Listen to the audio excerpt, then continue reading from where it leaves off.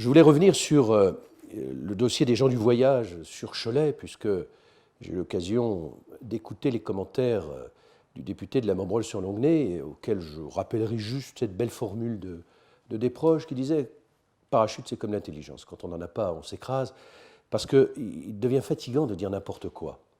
Je n'admets pas les leçons des gens qui n'ont pas pour l'instant brillé par leurs compétences.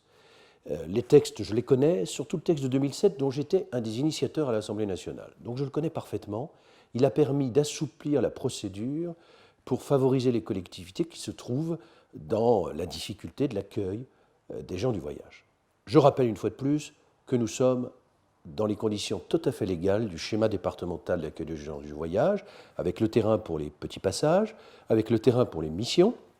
Nous avons d'ailleurs cette semaine une mission qui est installée à Cholet, ça se passe très très bien, comme c'est très bien passé la mission il y a 15 jours. Et nous avons en plus un terrain pour les semi-sédentaires. Nous avons construit avec Save-Valoir Habitat des bâtiments en dur pour l'accueil de la pièce de vie, des sanitaires et un parking devant pour accueillir les caravanes où les gens du voyage souhaitent dormir. Donc nous sommes, je le dis sans aucune fausse modestie, exemplaires dans le schéma d'accueil.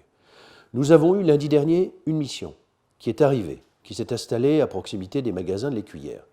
Nous avons réussi, avec le concours de la police nationale, mais qui n'avait aucune instruction de ces hiérarchies, aucune, avec le concours de la police nationale que je salue, nous avons réussi à les faire bouger vers la Vendée, en mettant en lien le service qui s'occupe de cela à la préfecture, pour trouver le terrain d'accueil nécessaire pour cette mission. Ils sont partis. Immédiatement, nous avons eu un groupe d'une trentaine de caravanes qui s'est installé illégalement sur la proximité du terrain de football du quartier de la Gérardière. Je tiens à rappeler qu'il y a deux étapes dans ce type d'installation. La première étape, c'est celle qui consiste à mettre la pression pour que le groupe ne s'installe pas, pour que le groupe ne mette pas ses tentes, ne mette pas ses caravanes en place, pour les faire repartir immédiatement vers un terrain qui peut les accueillir d'une façon légale. Nous n'avons pas pu mettre en place cette procédure, tout simplement parce que nous n'avions pas les forces de police nécessaires, nous n'avons pas eu le soutien de l'État dans cette affaire. La deuxième étape, une fois que l'installation est faite, c'est effectivement de saisir la préfecture. Contrairement à ce que dit le député de la Membrol-sur-Longnay, voilà la lettre écrite par le premier adjoint de la ville de Cholet, qui saisit le préfet. Lettre partie avec accusé et réception le mardi 18 juin. Nous avons donc mis en œuvre la procédure prévue à cet effet. Ce n'est que le 21 juin, c'est-à-dire aujourd'hui, que nous avons l'arrêté de mise en demeure de la préfecture, qui du coup prévoit un départ des gens du voyage lundi prochain, où il est d'ailleurs expliqué qu'un des considérants, il faut quand même le lire parce que c'est assez exceptionnel, considérant que les branchements illicites en électricité représentent un réel danger pour les gens du voyage. C'est eux qui créent leur danger, puisque c'est eux qui s'installent illégalement sur le site et qui se branchent de façon illégale sur la borne d'électricité.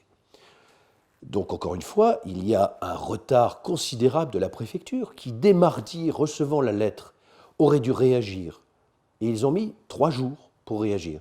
C'est-à-dire qu'on perd une semaine. Donc, je le dis, les services de l'État ne sont pas réceptifs, ne sont pas réactifs et ne nous aident pas dans cette affaire. Parce qu'il faut quand même constater ce que nous avons vu sur le terrain, c'est-à-dire d'ores et déjà des déjections un peu partout, près des maisons, et j'ai des remontées évidemment des riverains qui sont furieux, une prise d'eau illégale, c'est branché sur l'eau, il faut constater les piscines pour les enfants qui jouent avec des jets d'eau et qui gaspillent l'eau parce qu'évidemment ils ne payent pas. L'électricité prise gratuitement, donc nous avons un vrai problème d'application de la loi. Moi je vois régulièrement mes concitoyens qui sont inquiets parce que s'ils ont des difficultés pour payer l'électricité, on va leur couper l'électricité à eux. Eh bien là, nous avons des gens qui, eux, se fournissent gratuitement. Donc nous avons un problème vis-à-vis de l'État qui ne nous soutient pas. Nous n'avons eu aucun contact avec l'arrêté de l'État à part ce papier qui est un arrêté avec 3 jours de retard. Alors oui, je dis également que nous avons des moyens insuffisants en termes de police. Alors là encore, il faut s'élever en faux, ce que dit le député de la Membrol-sur-Longnay qui, et c'est quand même assez cocasse, fait remonter des problèmes de police à la présidence de Nicolas Sarkozy. C'est quand même extraordinaire, comme si Nicolas Sarkozy, qui a quitté le pouvoir il y a 7 ans, qui a été élu il y a 12 ans, avait une responsabilité dans la situation de la police aujourd'hui à Cholet. Soyons sérieux, les effectifs de police sont les mêmes. Nous n'avons pas perdu en tant que tels. Ce que nous avons perdu, c'est depuis 2 ans l'adjoint du commissaire de police, qui n'a pas été remplacé lors de son départ en retraite, et le poste a même été supprimé. Il faut le savoir.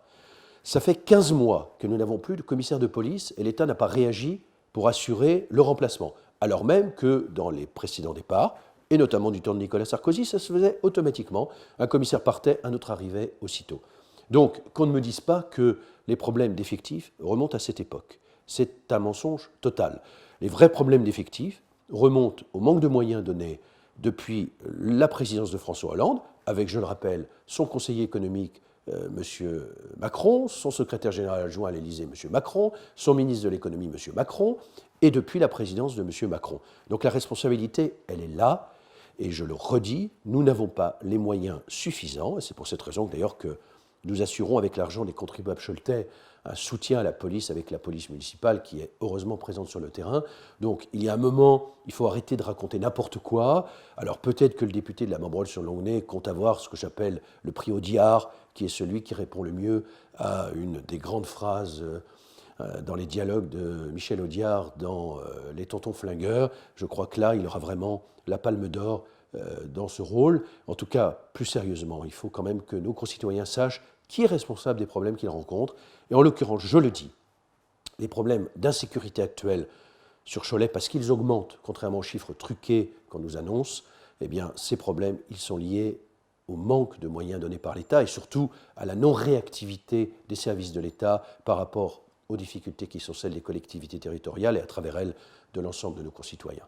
Voilà la vérité, il faut savoir le dire et le rappeler.